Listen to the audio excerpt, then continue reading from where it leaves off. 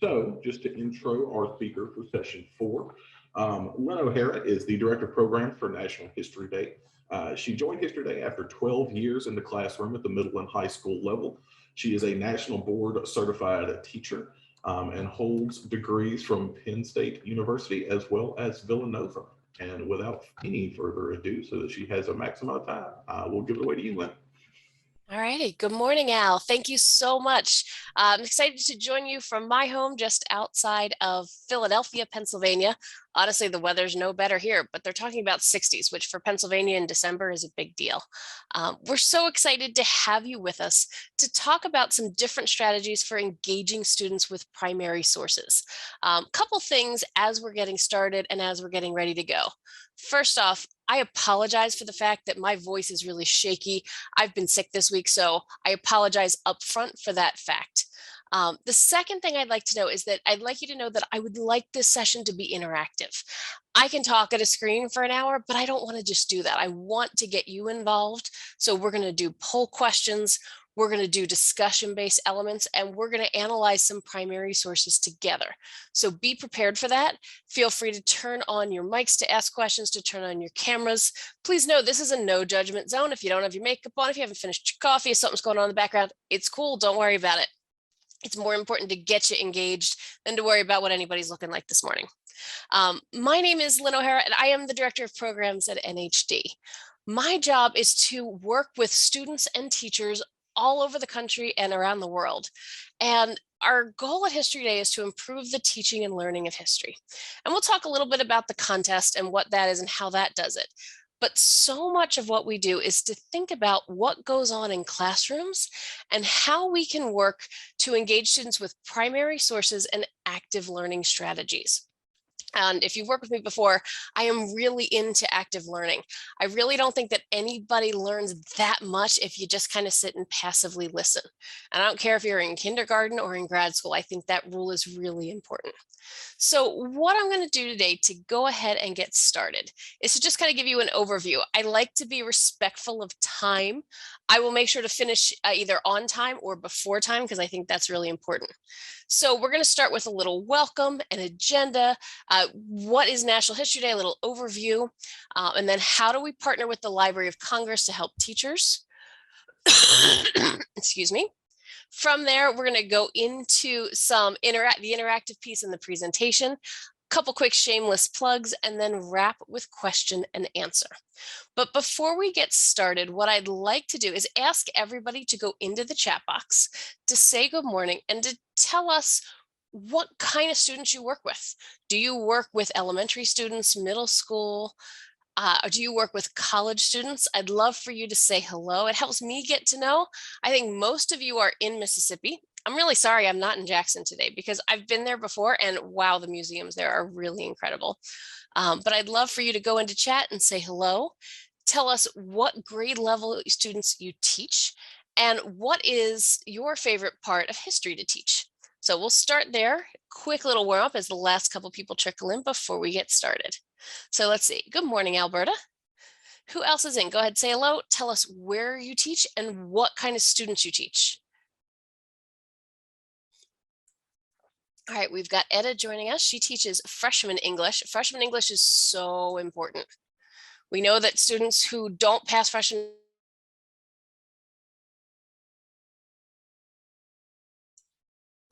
Sorry, seems like I got muted there for a second. Al, can you confirm that my mic is live? Because I'm getting a message that it's not. We can hear you. You're good. Excellent. Okay, thank you. Let's see, Joyce, we've got a high school English teacher here. Candace is working with 6th grade world history. I love it. I taught 6th grade. I've taught actually 6th through 12th grade, except for 9th grade. I never taught freshmen. Let's see here. Oh, we've got a couple. I'm recognizing some names in this group who are participating in some other programs that we're doing. So good morning. Rita, Susan, Shane, Bryson, Jenna, excellent. So many good people joining us. And the fact that you're joining us here on a Saturday morning is absolutely awesome. And I want to say thank you and be appreciative of that. All right, so let's jump in and get started. Let's talk just a little bit about what is National History Day. National History Day is an organization with the mission of improving the teaching and learning of history. And we do that primarily through supporting teachers across our network, which is in all the states, most of the territories, and overseas. The capstone of National History Day is the NHD contest.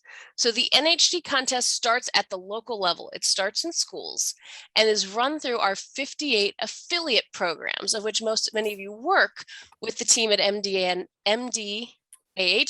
and the Mississippi History Day program. The program is designed primarily for students in grades 6 through 12, but there's a lot of elementary, especially upper elementary connections. Students each year choose a topic. They get to pick their topic within teacher parameters, and they do research. They do research that connects to a theme. This year's theme is debate and diplomacy in history. Once they finish their research, they create one of 5 different project types. Papers are the only ones that are for individuals only. All the other ones can be individuals or groups. So papers are, well, exactly what they sound like. And to be honest with you, I was a paper writer History Day kid. We also have exhibits, documentaries, websites, and performances. The point of a History Day project is about helping to give students the opportunity to learn to do research, but then to apply their research, to take it to a contest, live or virtual. We didn't know we could do virtual. We do both now. And they go ahead and they present their work, and they have to go into a group of judges they've never met and share their work in an academic setting. And that is a hugely powerful experience for our students, particularly our younger students who have the ability to show their work in an authentic assessment setting to a community audience. And I think that that's really, really important. Now, in addition to the contest, which is our keystone, and which I'll be honest, my grandmother still tells people at church I'm in charge of. I'm so not in charge of it. We have amazing team members who do that. My job at History Day is to work with programming, to develop opportunities for teachers and students. So I'll throw a couple quick highlights and resources your way of things that might help you as you're lesson planning, getting through to the end of winter break, and then really planning for next spring. We do teacher workshops and live programming, and I'm hoping if the stars align, I'll be able to be down in Jackson to do a live program with teachers this spring. So hopefully you'll be able to join us. We also develop classroom materials. Now, there's a lot of classroom materials out there. One thing that I learned when I came to History Day out of the classroom that really kind of shocked me is that I started talking to people in these educational positions at various organizations. And when I met them, one of the first questions I would ask is, oh, what grades did you used to teach? What levels? What school? What state? And many people in education looked at me like I had 3 heads and said, well, I've never been a teacher. And I thought, well, how in the world are you developing educational materials? So one thing that I think is really important to know about materials at History Day is that all of them are created by teachers for teachers. We don't go out to consultants or companies. We work with teachers across the country and around the world. Because if we're going to create something for use in a classroom, it needs to be created by the people who actually, work in the classrooms. We go to the real experts. So we've got some resources out there. We did a lot of work with the 100th anniversary of World War I. We have a book on women in American history. These are bell ringers to tell the stories of women that are, quick activities, 15-minute activity with a primary source of 20 women in American history. Some you may have heard of, some maybe less so or less well known. And those go from Anne Hutchinson to Sally Ride. We also are doing a lot of work, like many organizations, leading up to the big 250th anniversary of the Declaration of Independence, which I'm based in Philadelphia, Pennsylvania. That's a big deal around here. So we've created a new book that came out last year called Building a More Perfect Union. And this book works with the idea of, okay, so we've created a union that was far from perfect. But how over time did individuals or groups of people work to make it better? And this book is something I'm really excited about because this looks at topics, everything from the French and Indian War all the way through to the Americans with Disabilities Act. All the activities are primary source and inquiry-based activities. They're more lessons than activities. They're a little longer. They might take a day or two, but I think they give you some really cool resources you can use. Now, let me transition to our work with the Library of Congress. So the Library of Congress is, the big Library of Congress created from Jefferson's original collection. They have the 3 giant buildings on Capitol Hill. It's a place you've got to see next time you get to Washington, D.C. But we've been working with them for 3 years on a creation partner contract. Excuse me.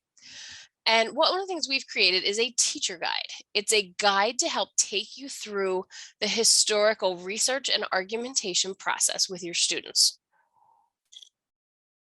The book was written by 9 NHD master teachers from across the country and is available for free at nhd.org/library-congress-TPS, which is their Teaching with Primary Sources program.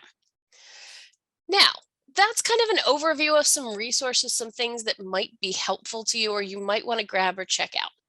But what I'd like to do is transition into our main point for the day.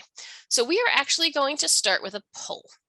I thought for today we would do some political and legal history. So as you can see, we've got a poll out there. And my question is this. When cases go before the Supreme Court, they have to challenge constitutionality, right? They can't decide whether the person was guilty or not guilty. Or they have to say whether or not the constitutional process was followed properly. So my question to you to get us started is this. Since 1900, which segment of the US Constitution is cited the most in challenges before the Supreme Court? Is it the First Amendment, so like the big 5, speech, religion, press, assembly? Is it the Second Amendment, the right to bear arms? The Fourth Amendment, search and seizure? Eighth Amendment, cruel and unusual punishment, or the 14th Amendment? So I'm going to ask everybody to go in and answer the poll. I don't want you to stress about whether your answer is right or wrong, but we're going to use it to get started. So take a moment. Oh, we've got a couple different people in. All right, looks like we've got some answers here. Oh, we still got a couple more coming in.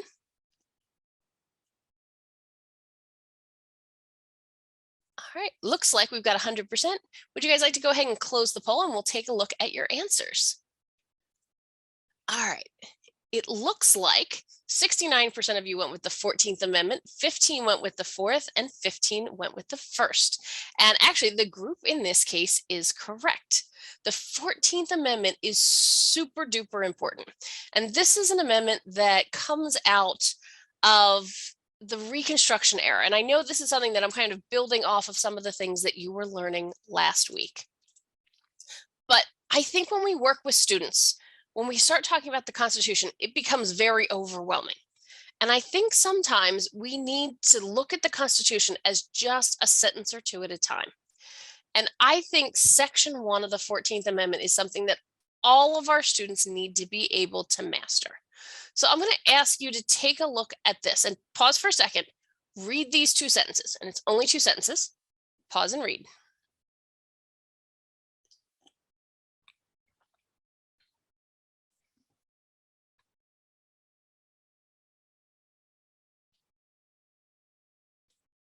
In these 2 sentences, there are 4 key concepts that need to come out of it.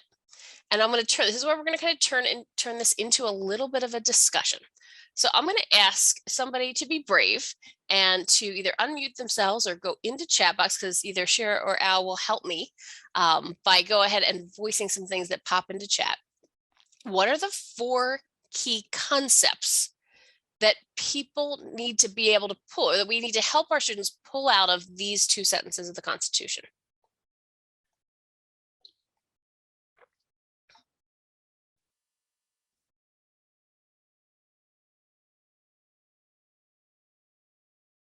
I should warn you, I am not afraid of wait time. I am a teacher.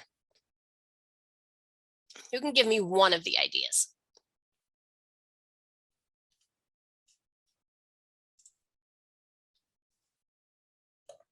We've got birthright citizenship. Who is a citizen? Okay, pause there. Citizenship is absolutely important. And it says there's 2 ways you become a citizen. What's the first one?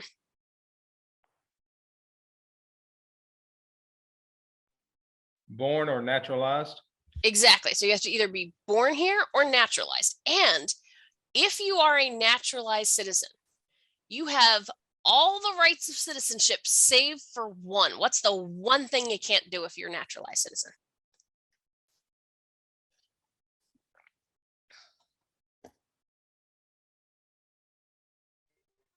This is your fun thing. There's one. You got it. You cannot be president. You could be vice president. You could be secretary of state. You could be Senate pro temp. You can be speaker of the House. You just can't be president. And that's something that's really unique and is not always the issue in other countries. So define citizenship.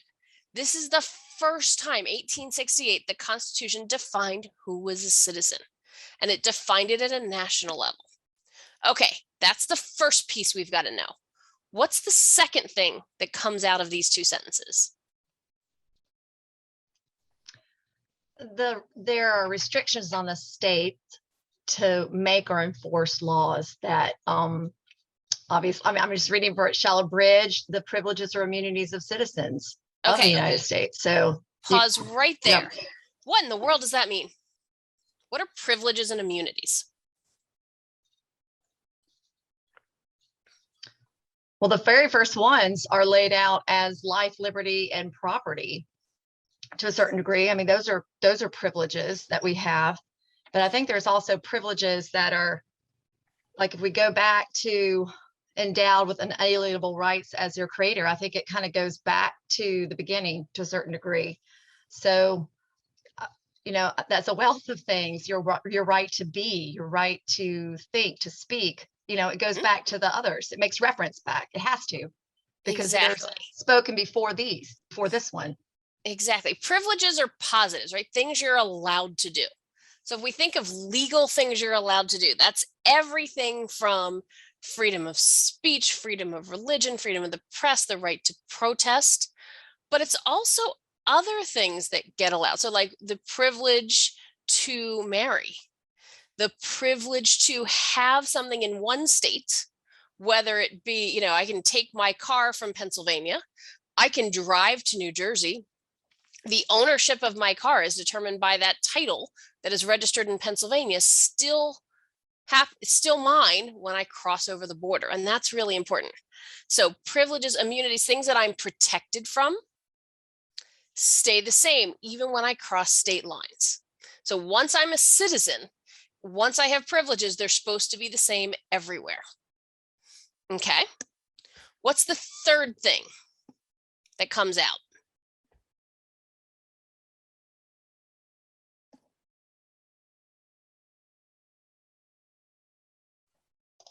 The last one is equal protection under the law. And that's equal protection. Hold on that one for a second. There's one more we can't miss though. What's the third one? You can't take things away without what? Due process of the law. Due process. And what does due process mean? Because if my life, liberty, or property can't be taken away, they can't be deprived without what? Because they can be deprived, right? I could be thrown in jail. I can have my car repossessed, but what has to happen first?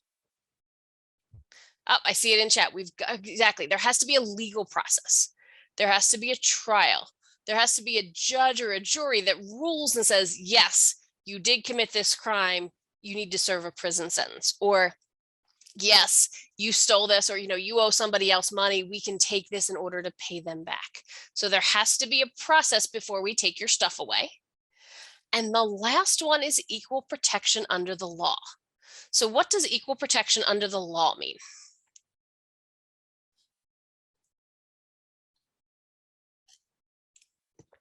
Equality. Explain. Meaning, you know, everybody has the same protection under the law, no matter how rich, how poor you are. Everybody has the same thing. So the laws have to apply equally to everyone. Correct. Essentially. Okay, so essentially in two sentences of the Constitution, what do we have but four hugely important concepts? Now, the 14th Amendment goes on, there's 5 sections, but for our purposes today, we're just going to focus on this first one. So if we pause for a second, we define citizenship. We said that you were that citizen, not just of the federal country, but of the state where you reside. And that gives you citizenship of that state. The states cannot limit privileges They can't deprive you of your stuff without due process. And the laws have to apply equally. These are 4 massive concepts that are going to really redefine law and legal history in the 20th and 21st centuries. And there's things that we are constantly bringing cases before the Supreme Court on. Now, they're part of a package of what were called the Reconstruction Amendments, right? 13, 14, 15. 13 abolishes slavery. 14 defines the 4 things we just talked about. 15 gives African American men the right to vote. First time it puts the idea of gender into the Constitution. Now, knowing what we know, the Reconstruction Amendments go through in a time of, obviously, Reconstruction. And these are part of the package. If you want to come back to the Union, this is the deal. This is what you've got to sign off on. Now, one of the things we want to do is take a look at how this plays out at the time. So what we've got here is a political cartoon from Harper's Weekly, April 1865. This is part of the Library of Congress collection. And the caption on the bottom, I know it's a little hard to read, especially depending on what kind of screen you're looking at. So I've blown it up. When we look at primary sources and we use the library's framework, we're going to do 3 different things. The first is observe, which is looking at it and seeing what's in the image or what's in the source. The second is to reflect, to say what you think is going on and why you think that, so access and connect to prior knowledge. And then the third is to ask questions. So I want to go ahead and start with observations. And this is where I want you to engage and be involved. I'm not going to say a whole lot here. What are some things that we observe in this political cartoon?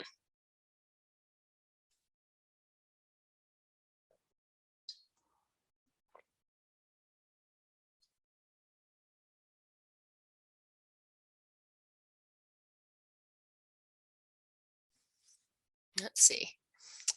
We see 2 individuals here. They are shaking hands. Each appears to have been wounded, right? Because both of them are missing a leg. What else can we see? Look closely at some of the details. Okay, you've got 1 white man, 1 African American man. Look at some of the smaller details.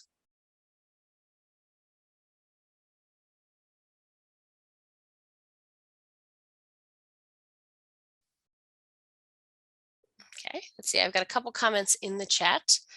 They're both using crutches. The handshake appears to hold them both kind of up or stable. Okay, they're both using these rather interesting looking crutches. What kind of reflections can we say? What do we think is going on here? And a way to think of this is to say, I think blank because of blank. So what do you think is going on because of something you can see?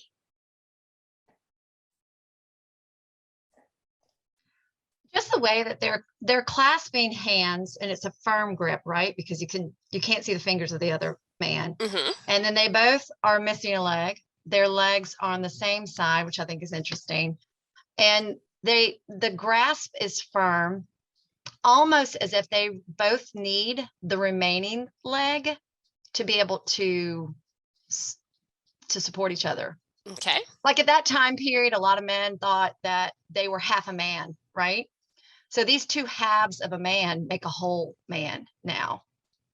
Okay. So there's a lot of things going on, and we've got a couple comments in the chat. There's a sense of equality here. Why or how do we see a sense of equality between the 2 men?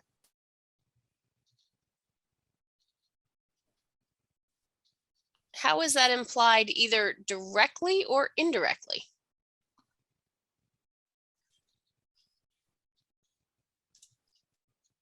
They're the same height. Mm-hmm. They've lost the same leg. They both have the same crutch. And they both in their speech acknowledge that. Mm-hmm. Let's pay attention to the text here. The top line says, a man knows a man Give me your hand, comrade. Well, that's a very different statement in 1865 than it would be in 1965, but that's okay. Give me your hand, comrade. We have both lost a leg, capital L, for the good of the cause, but thank God we have never lost heart.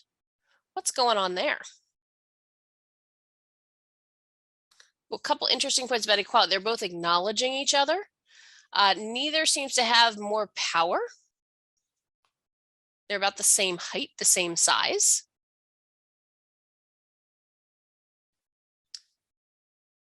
Couple comments here about, there's something that's good here. What do you think about the common good? What's going on here? I think blank because blank.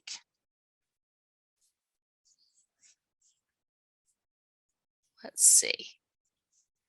If they join hands, they're balancing each other, making both of them stronger. Also a comment in chat that, a man knows a man, acknowledging the Black man as a man is really remarkable, especially for 1865. Interestingly, though, they both say they both lost a leg for the good cause, not the lost cause, but the good cause. And if they're coming from different backgrounds, that's somewhat of an assent that both sides had something good in their pursuit in this debacle of a civil war, just in this whole, I don't know, growing pain for our nation. And that's that's not a, it was a horrific split in a very new constitution, and yet, or a new country. And so it's almost like they're both assenting the good cause, but they've never lost heart. They've never lost the idea that it's still the nation that they're fighting for. Does that make sense? That sounds. Well, I'm going to actually respond with a question. The gentleman on the left, is he a Union veteran or a Confederate veteran? What do you think and why?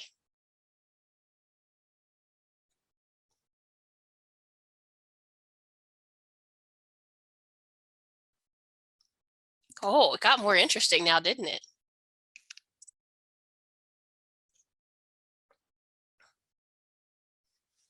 Okay, Candace is saying she thought they were on opposite sides. Possible. And why do you think that? Okay, her reason is that they're wearing different hats. And we know the gentleman on the right, that style hat was very common, particularly in the Union Army, but we've seen versions of that hat in the Southern Army as well. That was more popular of the style. What other things? What might convince you that that's a Union veteran on the left? What would be some clues? Going back to the good cause, then they were both fighting for the same cause. Okay. So if it's the good cause, there's an assumption. Yeah. We could maybe think that maybe that is this, two Union soldiers, one black, one white. I don't know. Let's see. Another person thought it was a Confederate because he's white with the officer's hat. Aha, this is really, I love when we get into this because this takes what is a rather simple drawing and now there's an awful lot more detail to it. Let's see here. We've got somebody else. Jenna is saying the cause that they're referencing is not necessarily the particular political causes of either side, but the idea of moral righteousness or honor. We're both fighting for what they believed was right in terms of fighting for the honor of their home, their place, their family. Okay. Candace saying, thinking it was created to show reconciliation between both sides. Well, let's think about this for a second. Let's put it in context. Let's go back to that orange box in the top. Excuse me. Published in Harper's Weekly. Where was Harper's Weekly published? Big newspaper, very popular. But where would this have been published? Who would have seen it first? Correct, in the North. This would have come out of New York City. So how does that change what you might see in the source? How does the context?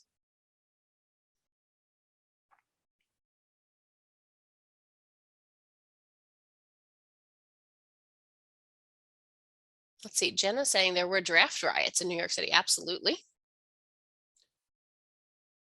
Civil War was not the most popular up in New York City as compared to other parts of the country in terms of filling ranks. So how does that impact our understanding of what's going on here?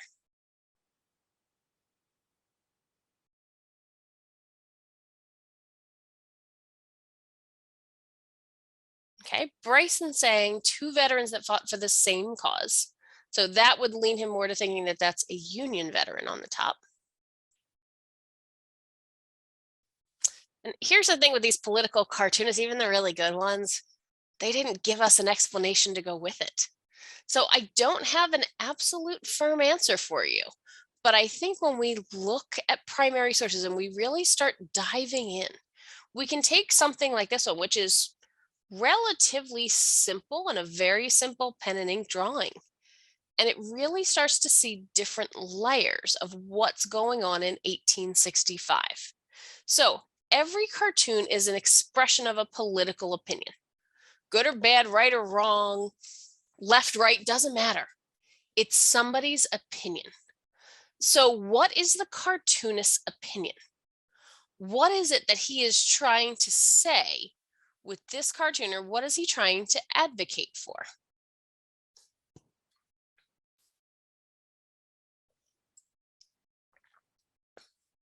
Well, this is interesting. Jenna says, if they're both Union soldiers, maybe the subtext is to put aside the differences of race now and work together as part of Reconstruction. Interesting. We've got comments about reconciliation. So this is about making up, making right on things, moving forward. Okay, pause for a second here. How could you use this cartoon with your students? What are some specific learning strategies you could use to help your students engage and start to ask the kinds of questions and get into the kind of discussion that we just had?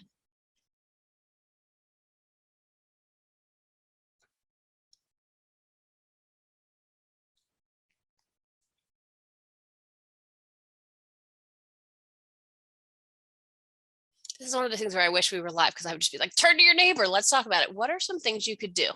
Let's see, Jenna says there's little to no reading. Your students would, you're right. I think with reluctant readers, starting with visual sources is really important.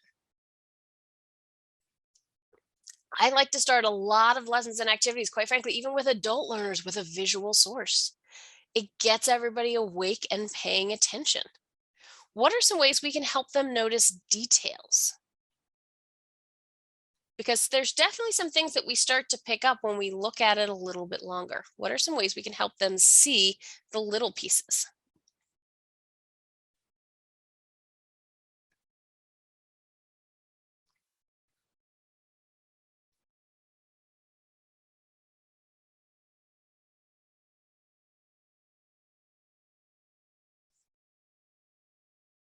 Let's see, a couple different points.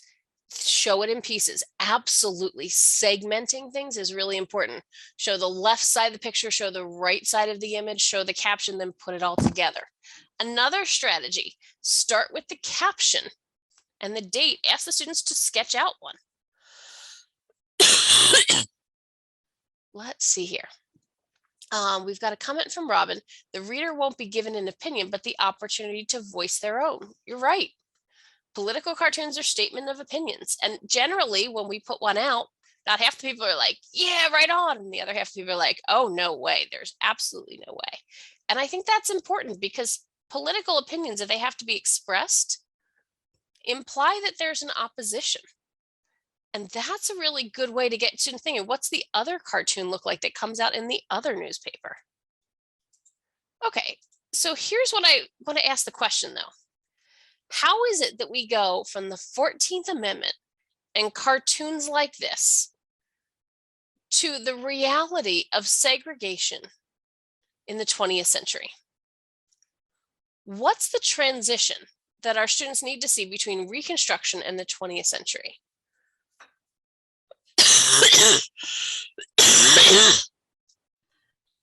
Well, I cheated a little bit because I don't know this time period. So I really That's okay. quickly looked at the apparently New York was already enthralled in its own type of civil war prior to the Civil War, Mm-hmm. with the draft riots and the and there was already racial animosity, and so much of New York's financial power was based or rested heavily upon agricultural upon slavery in the South, or the product of slavery in the South. So, and it sounds as if that many people that were targeted in those draft riots were African Americans. Mm-hmm. And this is all new to me. Did not know this. Excellent. And then and even though the slave trade had stopped in 1808, there continued a kind of illicit human trafficking nonetheless. So if that's the case, then there was not, even though in the South the slavery was legally pronounced, Mm-hmm. there was still it wasn't all fine and great in the North too. Well, and let me add one other layer here. I'm totally with you on everything you're saying. When we're talking about the racial fighting that's going on in New York, it's not just black versus white, but it's also what? What else is going on in New York at this time? There's an awful lot of reaction to immigration. Yes. Oh, yeah. so especially among the, I mean, I know that part better, especially among the Irish and the Germans, because my family immigrated to Philadelphia and did not find a lot of welcome there from Saxony, and then came down to New Orleans. So, and was able to thrive in New Orleans after post-war, but still. And so this is, yeah. And of course, the Irish were not very well received at all. So, so I think I think to answer your question about how do we go from emancipation to Reconstruction back to Jim Crow South, it sounds like we never really let go of it, even in the states that fought for or against slavery, fought in the Civil War to abolish slavery. So absolutely. So we're talking about layers of racial issues, right? So there's white racial politics, there's black and white racial politics. It's not quite as cut and dry as most students think. But I really want to kind of pause and think about, how do we get segregation and Jim Crow and all of the different laws when we have the 14th Amendment? Because this is something where kids get stuck, because they're like, well, wait a second, we said that you can't do this, right? We said you have to have due process. We said you have equal protection. Well, how do we do that? I'm going to go out on a limb and say they use the Supreme Court. And the Supreme Court is absolutely part of it. How? Yeah. Well, you have them say, as long as, with Plessy versus Ferguson, as long as you have equal facilities for the races, they don't have to be integrated. The key there being they have to be equal, but there was no one coming behind to make sure that these facilities and these Jim Crow laws that were being passed were actually creating equal facilities. It was just separate facilities. And nobody was bothering to look at it because the Supreme Court said it had to be equal, but nobody was really paying attention to that. Well, and I think there's two different issues that you're bringing up there, and you are absolutely right that we have to consider the role of the case of Plessy versus Ferguson. Because in Plessy versus Ferguson, what I find really interesting, this is something that my students really always find fascinating. You know, obviously Plessy v. Ferguson comes out of the Louisiana law about the segregation of train cars. Homer Plessy refuses to move from one car to the other car. But when he argued it, he argued that the law violated the 13th and 14th Amendments. And the majority opinion, you are right, goes to what Henry B. Brown said, the separate but equal doctrine. The theory was that, you know, if it was equal, it didn't violate 14. Now, we know that equal never, ever, ever happened, wasn't intended to happen, wasn't the case. And I think it's important that, when we look at cases like Plessy v. Ferguson, when minority opinions are issued, I think those dissenting opinions are really important to show our students too. Because I think we teach them Plessy v. Ferguson, separate but equal. Wow, that was bad. But I think it's important that we also look at the minority opinion from Justice Harlan. John Marshall Harlan, like you had to go to the Supreme Court if you had that name. But I think this is interesting. He says in 1896, in view of the Constitution and the eyes of the law, there is in this country no superior dominant ruling class of citizens. There is no caste here. Our Constitution is colorblind and neither knows nor tolerates classes among citizens. In respect of civil rights, all citizens are equal before the law. The humblest is the peer of the most powerful. The law regards man as man and takes no account of his surroundings or of his color when his civil rights are guaranteed by the Supreme Court of the land are involved. How could showing the minority opinion, and be honest with you, this was a 8-1 decision. Harlan sat by himself and said this. How does teaching the minority opinion change the way we look at the case? And why might that be important for our students to see that quote as much as it is important for them to see separate but equal? That quote goes back to the beginning of the Constitution, though. That quote, he has the correct argument. He stands alone, actually, I think, in what should have been the majority, is because it goes back. He has a true understanding of that very first declaration that all men are created equal and that they're endowed with these inalienable rights that are, and who endows those, who gives that privilege. And privilege and endowment were almost synonyms in the 1800s, certainly since the 14th century. This idea that something higher gives you this dignity, and of course it says that by their creator. So there should never, ever have been slavery on, I think that's why we reel from it now. There should never have been slavery on the soil with a constitution like that, with something so new as that, where there's no king, there's no queen, there's no caste, should not have been. And so it's I think why it cuts and burns so much still, because he's the only one in that group of 9 that goes back to the beginning, right? So that's the thing I'd encourage you to think of with your students. Think about these, as somebody put in chat, these other voices of democracy.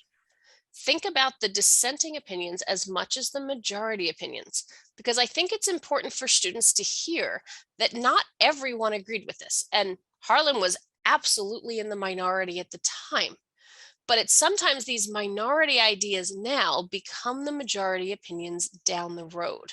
And these are things where change happens often by speaking a point of view that at the time is incredibly unpopular.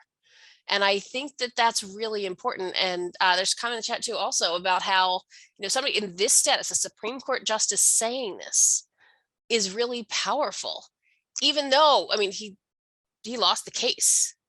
And now I think that's really interesting. And I think, Jenna's got an interesting point too, looking at this case in the context of Dred Scott, which I was watching a documentary. It was like, yeah, the worst decision of all time in the Supreme Court, the Dred Scott case.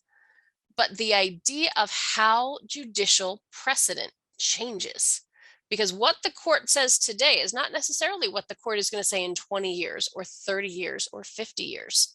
And I think that's part of the process of democracy. Okay, so here's one other interesting source from the Library of Congress we're going to take a look at. I did another political cartoon here. This is from 1902. What do we see here? What's going on in this cartoon? Let's start with some observations.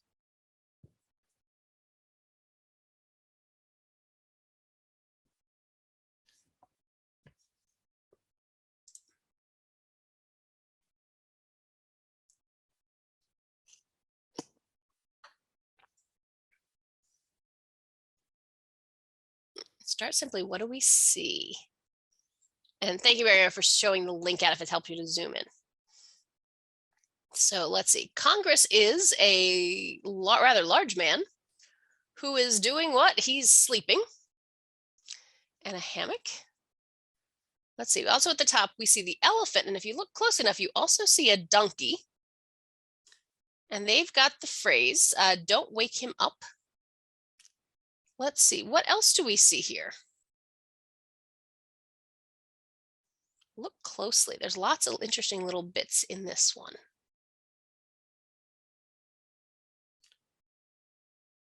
Who else is in this image?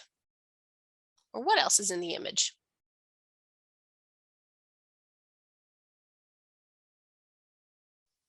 Let's see, we see an African-American child, rather young child, maybe, I don't know, 4 years oldish. Let's see. The man named Congress is lounging in a hammock that says law enforcement. The small child has some kind of a drum. Well, that's interesting. What else do we see? What kind of objects do we see?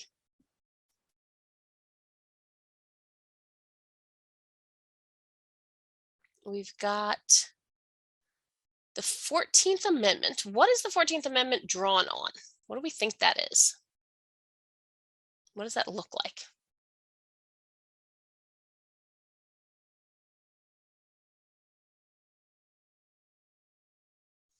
And the second section, I did not include the second section, but the second section is about Congress making laws to enforce it.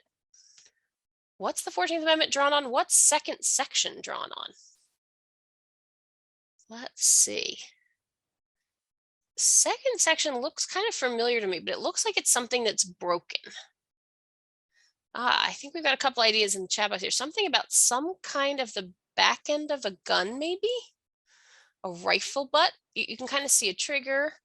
You can see part of it, but clearly it's broken, right? This isn't going to fire anything.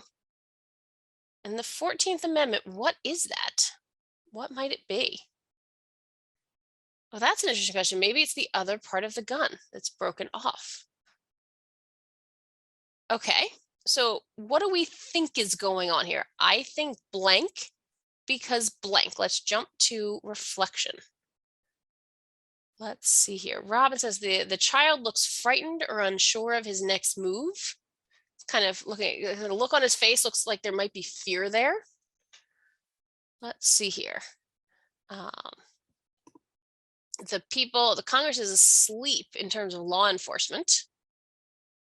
Oh, interesting. Maybe is the elephant going after the child? Oh, okay. There's something interesting here. What else might be going on? There was a comment earlier about, yes, the elephant and the donkey kind of being used as symbols of the parties. So, and in this time and even continuing to today, you can still find the symbols, the elephant representing the Republicans, the Democrats being represented by the donkey. And those are symbols that would have been common. Let's see here. Oh, why does the child, oh, this is an interesting one. Does the child have the drum to get the attention of Congress? Oh, I like that. That's really interesting. What else might be going on here?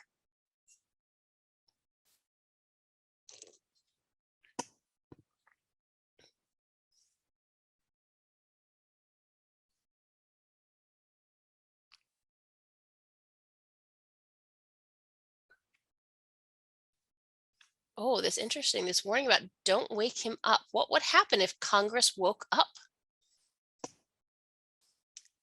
Let's see here. We've got another comment in the chat about how law enforcement has lured Congress into nodding off. Or the elephant and the donkey telling the child not to wake up Congress. Ooh, now that's interesting too. Who's the action here?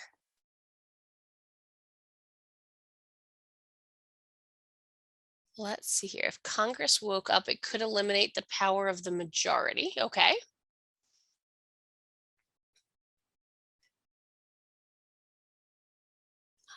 Oh, interesting observation. The elephant looks worried. Looks kind of nervous. Let's see here. Oh, let's see here. If the Could mustard the has, donkey be the one? I'm sorry, go ahead. Is the donkey what? Could the donkey be the one trying to keep the elephant quiet because he's facing the elephant, and the words "Don't wake him up" look like he's trying to silence the elephant? I'm not sure. What do you They're think? facing each other. That's, I mean, that's what I'm thinking. And doesn't the elephant represent the Republican Party, Hmm. or do I have them backwards? No, And you're at this correct. The time, elephant is the Republicans, Republican Party. So is it was it the the elephant Republican saying, don't Party wake him at up? this time pushing? Yeah, Yeah, who's saying? Is I it would the think it would elephant be, or the donkey? yeah. I'm leaning towards the donkey being the one trying to keep the elephant quiet Ah, and not wake up interesting. Congress. I'd had the same thought because it looks like the donkey's trying to shush the elephant, and the elephant looks like it's looking at the donkey. Hmm. Interesting. Questions And here. at the What time, questions does Republicans this? were the ones pushing for equality. Hmm.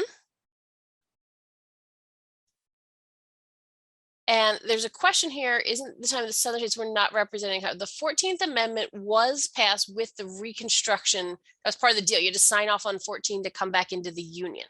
But this cartoon is 1902. This is, 40, 50 years later.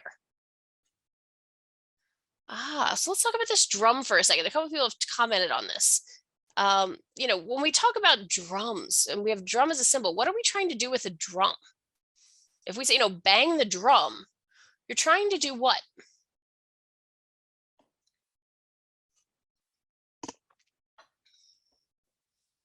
You're trying to draw attention when you drum. Absolutely, You want right? people to hear you when you drum. Absolutely. This is getting attention.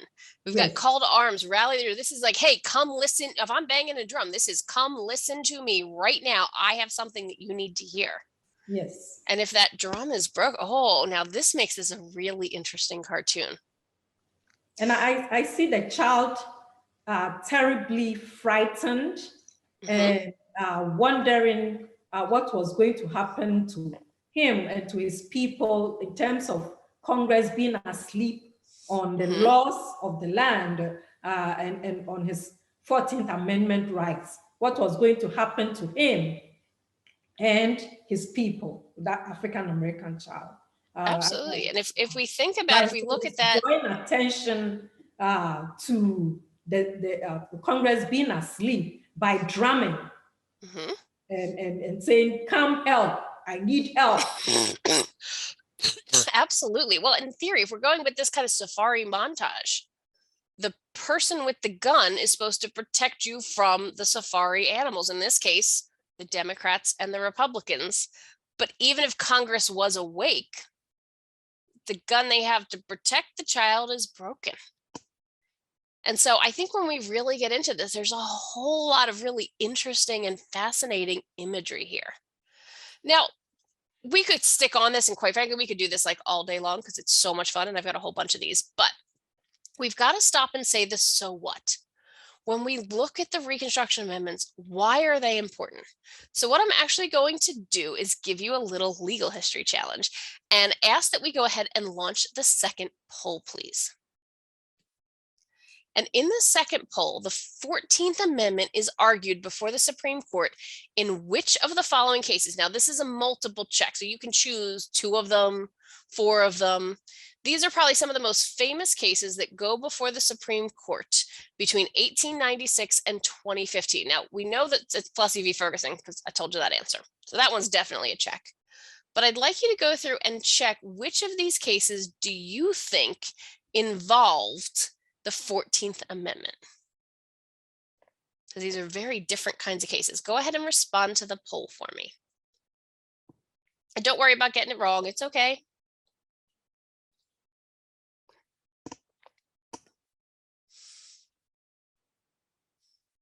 All right, we've got a couple. One person has responded. Come on. Which cases? I got about 6 people responding. It's kind of cool. I wish people could see. I get to see that, like the bars moving across. It's a whole lot of fun. We do polling a lot with a couple of our cases. All right, we've got 10. A couple more people. Go ahead and get your responses in. And then we will go ahead and share out the answers.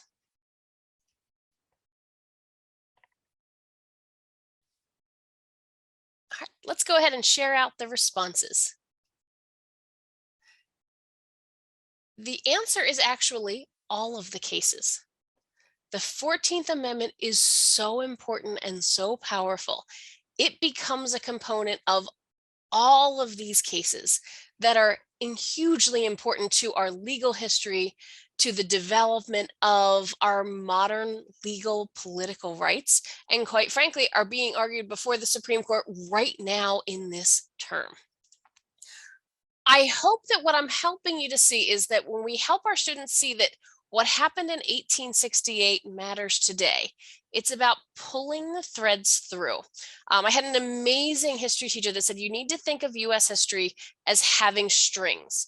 There are strings that are often being pulled through and braided together. New strings come into the braid. Sometimes things go out of the braid, but we have to take ideas and we've got to kind of help our students pull the threads through, because when they can see how it impacts all of these cases and all of issues, many of whom students are going to be very passionate about, that helps make what happens in 1868 very, very relevant. All right, what I'd like to do is, as we wrap today, I'm going to jump to questions in just a moment. I do want to throw a shameless plug out here. We have an opportunity this summer for 30 teachers across the country to come to Providence, Rhode Island to study the Revolutionary Era. This is something we're really excited about. Those teachers are going to collaborate to create a new guide for looking at the Revolutionary Era. And the way I'm looking at it is rewriting the way we think of the Revolutionary Era. This is a program that if you're accepted, all of your travel costs will be covered and you will walk away in the end with a publication credit. So if you have any interest in this, please check out nhd.org/250. Applications for the program are open through January 5th, 2022. And we're excited to be working with the team up in Providence. All right, what I'd like to do is wrap up with any questions, comments, concerns, complaints, or compliments. Sometimes I joke and say you can ask me anything that will not get me fired, but I'd love to spend the last couple of minutes to see if there's anything that I can help you in terms of content, in terms of History Day, in terms of kind of thinking about active learning strategies in your classrooms.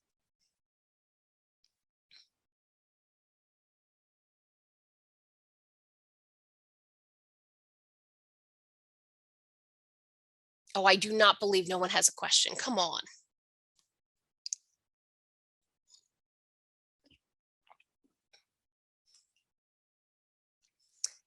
Hal or Sheer, is there anything you'd like to add in terms of the Mississippi History Day program, or any ideas of ways that you think this might be able to help students as they're thinking about developing their projects this year or working on the research? Off on some of what Lynn was doing, as you're having students do this primary source analysis, as they're processing the information that they're reading or that they're viewing in the case of political cartoon, to really complete that cycle of what you want students to do as many historians, is to then synthesize something from that information, take that information and create a product from it. And that's where History Day comes in. I know some of you signed up or checked last week that you were interested and wanted more info, which we will be getting to you. But History Day is a great way to do that. It lets students, as we kind of alluded to last week, it lets them study a topic they're interested in. The only bounds for the bounds for the topic are what you set on it for your classroom, for the most part. And then they get to present it in a way that's comfortable to them. If they're visual people, they can put together an exhibit. If they're tech literate, they can do documentaries or websites. You can do the traditional paper if that's the route they prefer, or they can even do a performance if that's their thing. So you have a lot of options for students to take that info that they get from analyzing these primary sources, working with these primary sources, and then synthesize it into a product that you can do as a classroom project to then take to the state level and then go from there. And then, as always, as I said last week, if you wanted to see something to make it look more real, see what it looks like, come judge for us this year. Come judge the contest, look and see what the students are able to produce. I guarantee you're going to be blown away. As somebody who is currently a master's student at Jackson State, some of what these students produce is better than anything I've produced as a master's student. So it's really, really great to see what the students in our state can produce, and there's no reason your students shouldn't be part of that. So there's my little spiel. I also threw in to the chat for teachers, whether you are teaching Mississippi history, whether you're an English teacher and want your students reading some local authors, we've put together a list every year about topics that can fit within the year's theme that also fit with Mississippi history. And so I just threw that into the chat if you're interested in checking that out.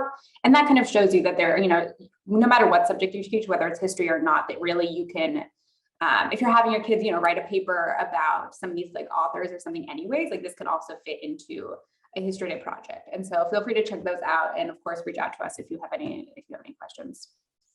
And the last little spiel before I will give it away to Lynn to close out if there's anything left, is just while you're seeing some of those things that Shira posted, you're looking at projects, know that when I say the topic list is wide open, I've had students do, you know, how Star Wars changed the media industry. I've had students do leadership and legacy was a theme not too long ago. And I had students when I was still in the classroom ask, does it have to be a good leader who left a positive legacy? No, it doesn't. Nowhere is that a rule. So they did Jim Jones and Jonestown and looked at the legacy that the Jonestown massacre left. So students can really get creative with what they're doing in the program. So highly recommend you check it out. Look and see what's out there. Look and see what other students have produced. And then if it's something you want to bring to your classroom, let us know. And we're more than happy to flood you with resources to help you make that happen. Absolutely. When I think too, there's a sense sometimes when we look at something like history, there's a sense of, well, my kids can't. Oh, yes, they can. And I think that it's important that, you know, I think we undersell kids a lot. I think that our kids need support and structure. But I do think that our kids can do an awful lot more sometimes than we think they can. And by giving them an opportunity to choose a topic that they have an interest in, I have to tell you, and I did this in the classroom, I learned more about some topics that I had no idea about. And really, it drove some of my fascination and learning and growth, because I had students doing things, everything from, you know, looking at avant-garde theater, again, something I knew nothing about, all the way to looking at the history of Sesame Street, to the history of Supreme Court cases or science and technology. It really lets students dive into something they do, work the skills that you need them to work on, but doing so on their terms with their topic. Because I'm a believer that if you're reading primary sources and you're analyzing images, it really doesn't matter what the topic is. I chose to look at the Reconstruction amendments in part because we're working on a course. We were developing a course that we're launching, actually we launched yesterday, for teachers that I actually know some of you are in, which is very exciting, that we'll be working with teachers this spring. And I wanted to play with some of the sources that we're going to be using in that course. So encourage you to check it out. Al and Shira are amazing support. Feel free to ask for help, ask for resources. Hey, I'd like to do this, but I don't know how to do that. Chances are they have the resource or they can get you the resource. And there's a great network nationally and internationally of teachers and coordinators who do wonderful, wonderful work and that are open to sharing, because at the end of the day, we all care about the fact that we want kids and teachers to have opportunities to do research and share that with the world. So I will wrap at that point. Thank you for your time and your energy and your participation on a gloomy and dark Saturday morning. If you have questions, please reach out. Alice here can put you in touch with me, or my email is really simple. It's Lynn, Lynne @nhd.org. They've got slides, they've got resources. They'll share that all out with you. And I'll follow up with you in a couple of days with an email with links to the resources as well as the teacher guide. And I'll give you a clue. We are actually working on an accompanying student guide that we are working with 15 NHD teachers from across the country that'll be available next summer. So thank you so much for your time and energy, and have a wonderful day. Good luck with your sessions. Thank you, Lynn. As we wrap up with this session, just remember we do have one more session for the workshop. That's going to start at 10:20. The link is in the chat right now, so feel free to copy and paste that, or it should be in your emails that you received as well. And we will see y'all in about 14 minutes for our last session with the Mississippi Museum of Art.